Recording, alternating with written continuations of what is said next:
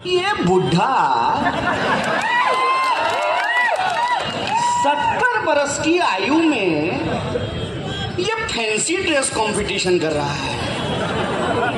7, 8 साल 10 साल के बच्चों का फैंसी ड्रेस कंपटीशन होता है।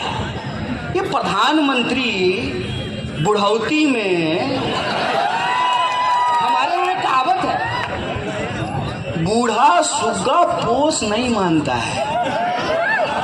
और वो तो यहाँ बुजुर्ग लोग बैठे हुए हैं। एक कहावत अक्सर बोली जाती है ना, बूढ़ी गोरी लाल लगाम।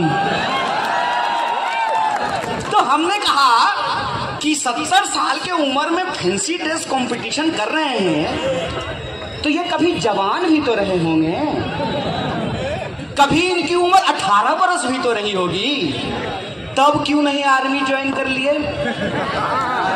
बोलिए, मन में आपके सवाल आया ना?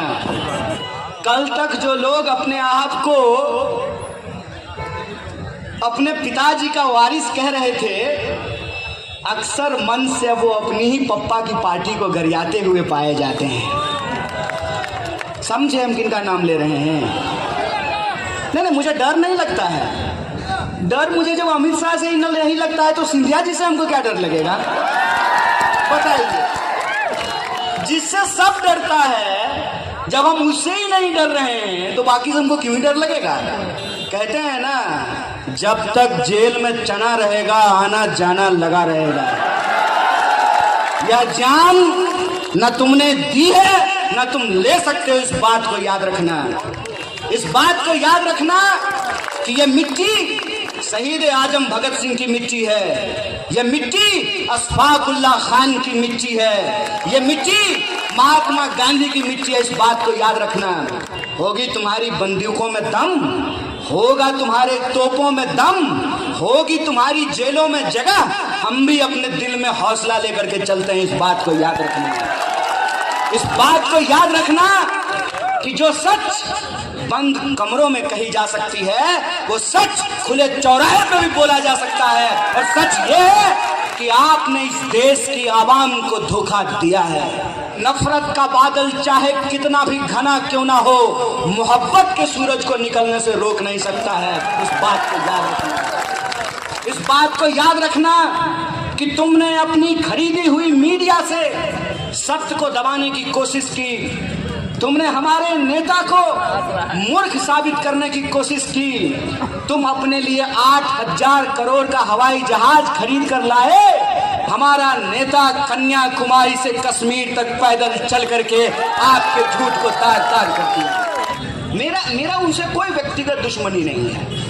कहते हैं ना कि दुश्मनी भी करनी हो तो इंसान ढंग का हो। उस इंसान को मैं अपनी दुश्मनी करने लायक भी नहीं समझता हूं। मेरी उनसे कोई व्यक्तिगत दुश्मनी नहीं। वो देश के प्रधानमंत्री हैं और मैं देश का साधारण नागरिक हूं। साधारण नागरिक होने के नाते इस देश के प्रधानमंत्री से मेरे कुछ वाजिब सवाल हैं। और जो सवाल है, वो सवाल भी हमने अपने दिमाग से नहीं बनाया है।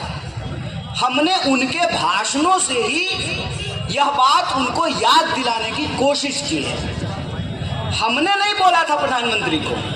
हो सकता है कि जय शाह का बाप लिख करके दिया हो उनको कि बोलो कि खाते में 15 लाख आएगा, बोलो कि 2 करोड़ नौकरी मिलेगी, बोलो कि महंगाई कम होगी, बोलो कि भ्रष्टाचार समाप्त होगा, बोलो कि 2022 तक सबको पक्का मकान मिलेगा, बोलो कि महंगाई कम होगी। हो सकता है कि ये जय शाह के पिताजी का प्रयोजन हो। कब जुमला बनाना है, कब वादा कहना है और कब जो है वादा खिलाफी करनी है, ये तो वो जाने। तो जो वादे उन्होंने ही किए थे, मैं सिर्फ वो वादे उनसे याद करा देता हूं। मैंने थोड़ी कहा था। हो सकता है कि अदानी कहा हो, मैंने तो नहीं कहा था कि आप जो वादे किए हैं ये आपके वादे हैं। इस देश के प्रधानमंत्री बनने से पहले जो आपने वादा किया था, इस देश का प्रधानमंत्री बनने के बाद इस देश का साधारण नागरिक होने की हैसियत से मैं वो वादे आपको याद करा देता हूं। इससे ज्यादा हमारी कोई भूमिका नहीं है। तो प्रधानमंत्री भाषण कुछ और देते हैं और उनके जीवन में दिखाई कुछ और देता है। जैसे प्रधानमंत्री एक बार भाषण दे रहे थे, भाषण देते हुए उन्होंने कहा कि 3 तलाक को समाप्त करके हमने मुस्लिम बहनों को न्याय दिलाया है। हमने कहा प्रधानमंत्री जी बड़ी अच्छी बात है, मेरा नाम कन्हैया है और आपकी धर्मपत्नी उनका नाम यशोदा है, तो कन्हैया होने के नाते सिर्फ मैं आपसे ये पूछ लेता हूं कि माता यशोदा को न्याय कब मिलेगा? अरे है चोरी, इसको कहते हैं बेईमानी, इसको कहते हैं चालाकी, इसको कहते हैं धूर्तता। आप धूर्त हो करके लोगों को मूर्ख बनाने की कोशिश कर रहे हैं।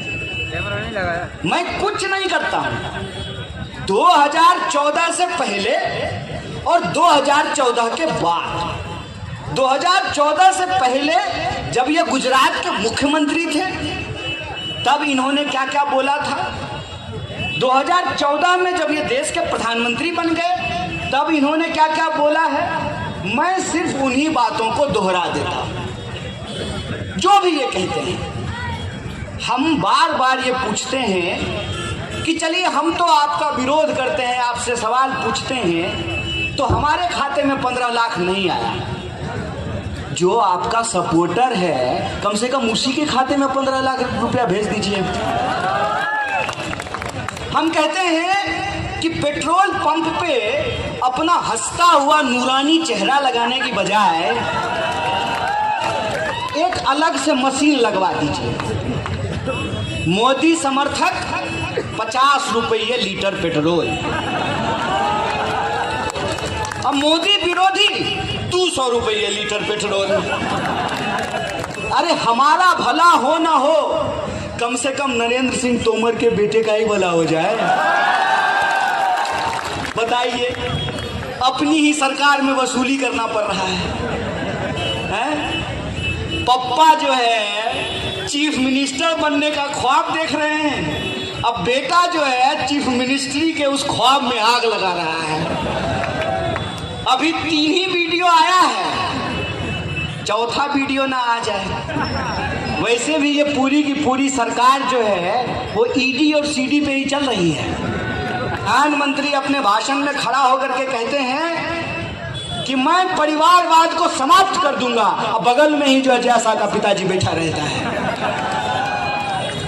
प्रधानमंत्री जी कहते हैं कि मेरे रहते मैं परिवारवाद को नहीं चलने दूंगा, और कर्नाटक में येदियुरप्पा के बेटा को जो है बीजेपी का जो है अध्यक्ष बना देते हैं। प्रधानमंत्री जब भाषण दे रहे होते हैं तो बगल में अनुराग ठाकुर बैठा होता है जिसका बाप मुख्यमंत्री था। ये किसको बेवकूफ बना रहे हैं?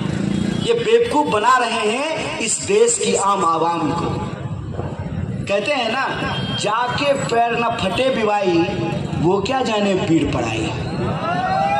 अरे घर की जिम्मेवारी संभाले होते तो पता चलता कि देश को संभालना कितना मुश्किल काम होता है।